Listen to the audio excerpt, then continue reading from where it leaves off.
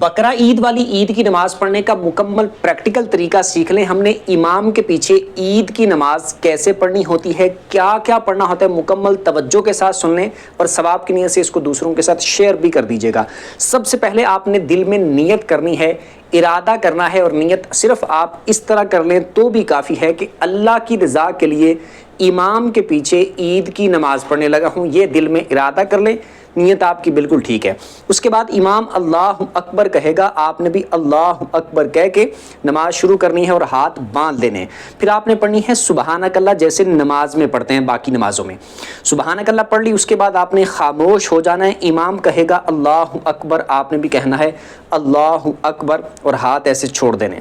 پھر امام کہے گا اللہ اکبر، آپ نے بھی کہنا ہے اللہ اکبر اور ہاتھ چھوڑ دینے۔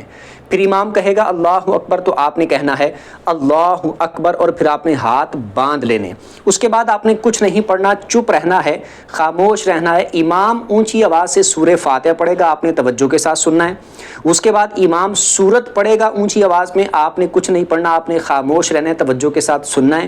اس کے بعد پھر امام اللہ اکبر کہہ کے رکوع کرے گا، جیسے باقی نمازوں میں رکوع سجدے مکمل کرتے ہیں اسی طرح رکوع سے اٹھنا، سجدے میں جانا، 2 سجدے کرنا، مکمل اس طرح ایک رکعت امام کر لے گا۔ آپ نے اسی طرح ساتھ ساتھ امام کے کرتے جانا ہے۔ پھر جب امام دوسری رکعت کے لیے کھڑا ہوگا تو آپ نے بھی امام کے ساتھ کھڑے ہو جانا ہے، ہاتھ باندھ لینے۔ امام سورہ فاتحہ پڑھے گا، آپ نے چپ رہنا ہے، خاموش، کچھ نہیں پڑھنا، توجہ کے ساتھ آپ نے سننا ہے۔ امام سورہ فاتحہ پڑھے گا، اس کے بعد امام سورت پڑھے گا، آپ نے کچھ نہیں پڑھنا، توجہ کے ساتھ بس سننا ہے، اونچی آواز سے امام پڑھ رہا ہوگا۔